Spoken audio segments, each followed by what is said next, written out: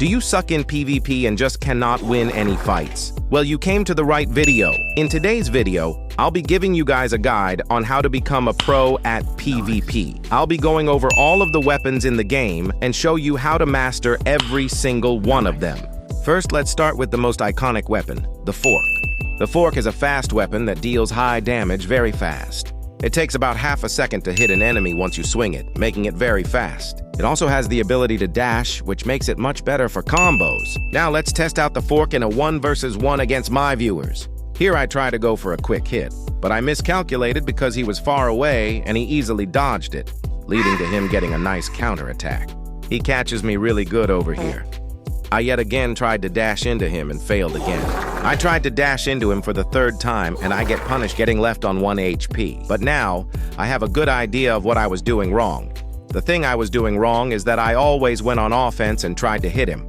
So now I know that I need to be extremely careful and very defensive, only going for counterattacks. He wanted to dash into me, but in the middle of it, he decided to back off. But it was too late, and he was close enough for me to get a nice hit in. I don't know what went through his head here, but he decided to try dashing to me when he was extremely far away, so we start exchanging throws and I eventually catch him into my combo, leading to my win, just barely. So from that battle, I learned that I shouldn't be too aggressive because it leaves me open for good counterattacks. Now it's time to 1v1 the next viewer. At the beginning, I set up a trap for him. I pretend that I missed my hit to lure him into attacking, but I'm ready to dash away and strike back instantly. But I get too greedy and go for a third hit. But I learned my lesson the hard way, so you guys don't have to. For some reason, when you randomly swing in the air, the opponent might think that you are unable to attack and they go for a dash, but they always miscalculate and are too far to reach you, opening them up for an easy hit. But yet again, I get greedy and I go for another attack, and I learn the exact same lesson. I see that I am too far away to reach him with a dash attack, so what do I do here, you ask? I obviously go for it and miserably fail. But then I use the same air swinging technique to get him to dash attack, and it worked like a charm, giving me the win. So in this battle, I learned that I shouldn't be greedy and that I should never try to get extra hits in when it's risky. So I 1v1 the next viewer, but he pretty much gets dog-walked and only manages 1 hit before dying.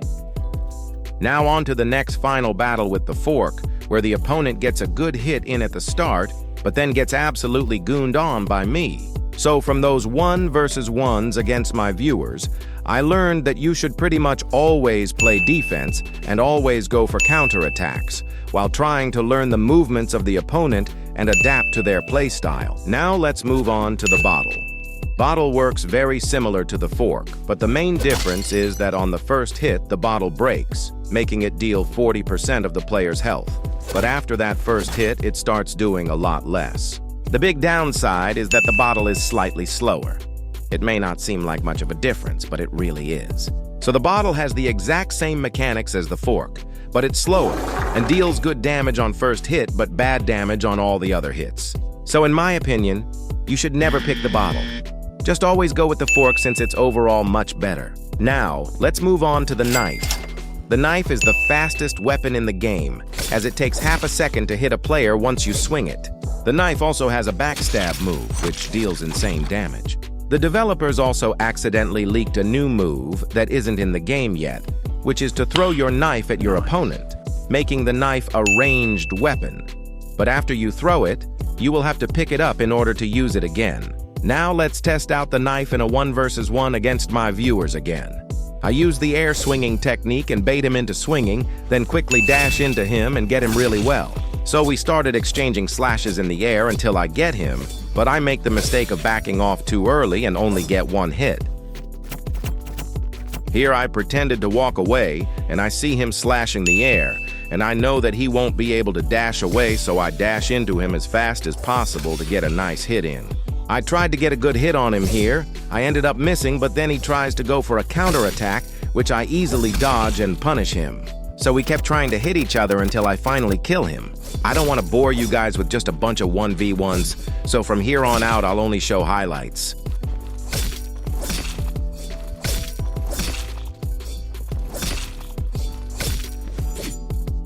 This is an example of why you shouldn't play too much offense. But that doesn't mean you should never play offense.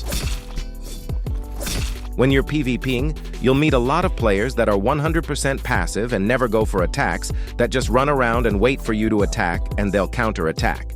It's extremely annoying, but it's sadly something we have to deal with. To counter them, just use the air swinging technique. It always works. But take into consideration that they might adapt to the technique. Like here, he stops falling for it. Oh my God, bro. Oh, hell no, man. What the fuck? This guy was playing so passively, I had to tell him to stop running too much because the video was getting too long. Eventually, I get him after running a whole marathon from chasing him.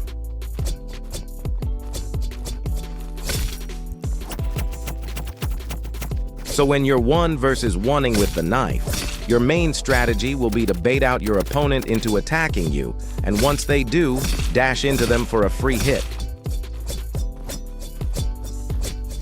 Bro, these hitboxes genuinely suck.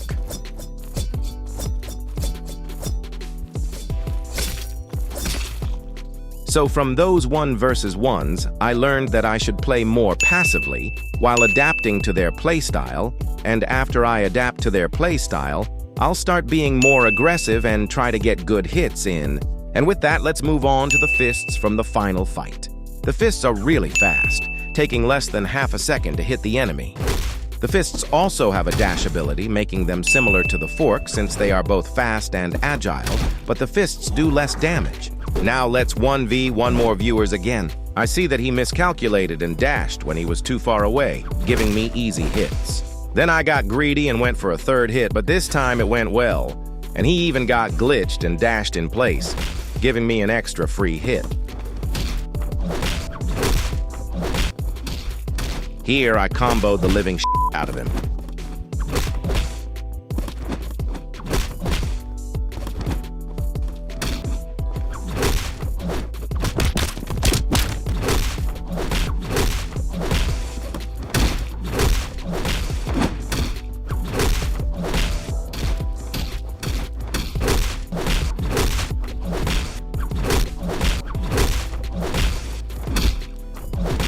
Here I learn his pattern. I see that he's doing a circle around me on the left, so I adapt to his movement and predict where he will be next, giving me a nice hit. By the way, all of these people I am fighting are subscribers. They managed to get in a video through my Discord server. If you want to be in a future video, train with people in a private server, and possibly participate in a few tournaments, make sure to join up. Link in the description.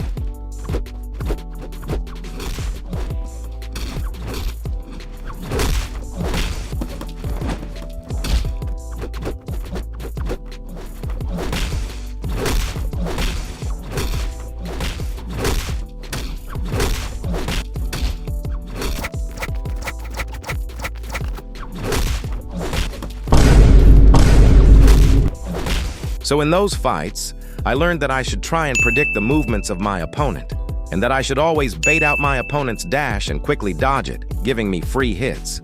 Now let's move on to the Squid game fists. It takes about half a second for the fists to hit the player, making it mediocre in terms of speed. If both players hit each other at the same time, it will trigger a special quick time event called the struggle.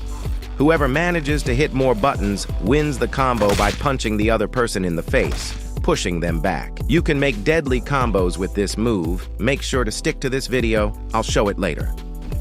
If you manage to hit the opponent on their back, it will trigger the beatdown, which is another quick time event, and if you manage to hit enough buttons, you will deal massive damage. But if you miss all of your buttons, the opponent will counter you and hit you back and stand up again.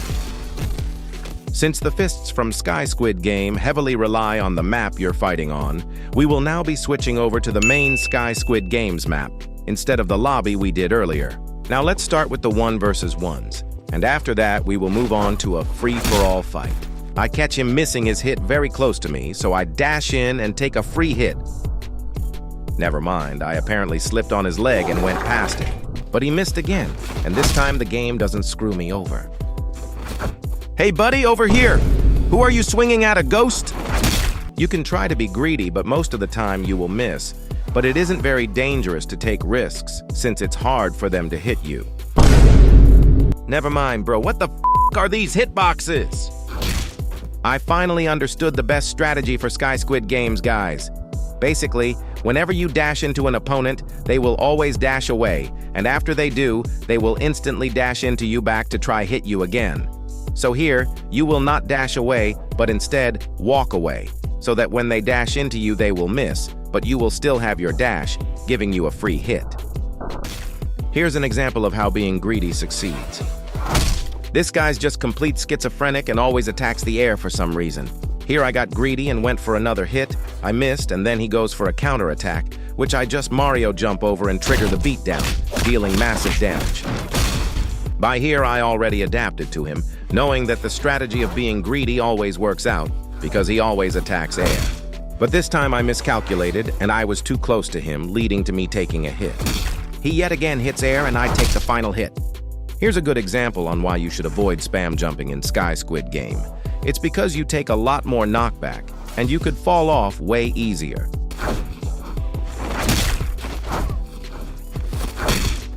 Here's an example of a really nice prediction. This guy stopped moving mid-fight to ask the stupidest question ever. Like, bro, are you serious? This game's hitboxes are absolute trash. Take a look.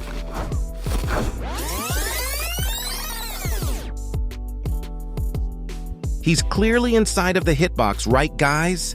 Well, tell me why he just doesn't get hit? Take a look at this amazing prediction.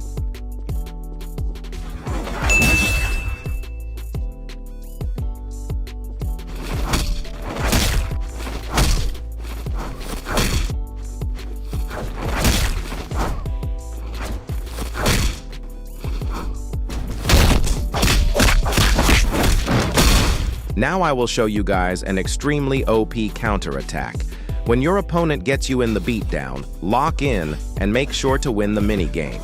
Once you stand up, instantly dash into them while they can't move. That gives you an amazing counter. You can make this counter even more overpowered like this.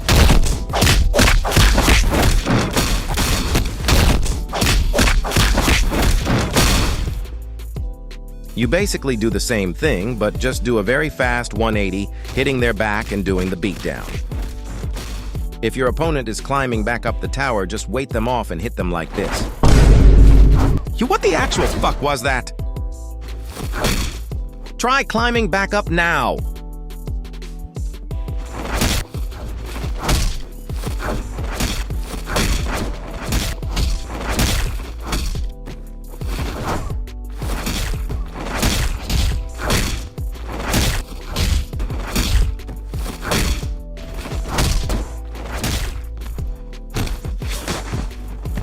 Believe it or not, this is the only time I ever lost a 1 versus 1 against my viewers, GG. Before we move on to the free-for-all, there's an OP combo with this move right here.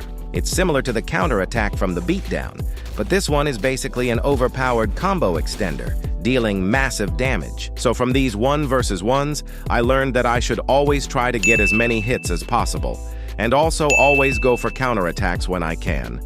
And also try being greedy by going for combo extenders. Now let's start the free-for-all.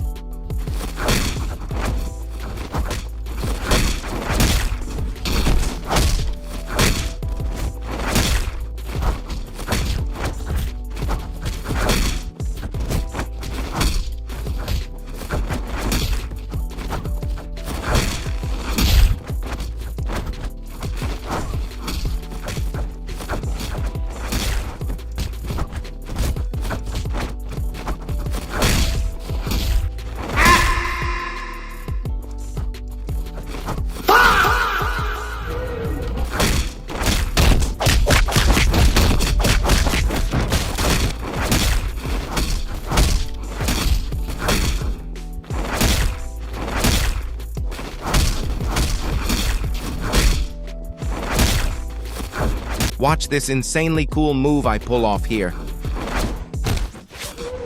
That's it for this video. If you guys enjoyed, make sure to like and subscribe right now. And also join the Discord. My friend's hosting a 1,000 Robux tournament. Join up to participate in it. Anyways, goodbye.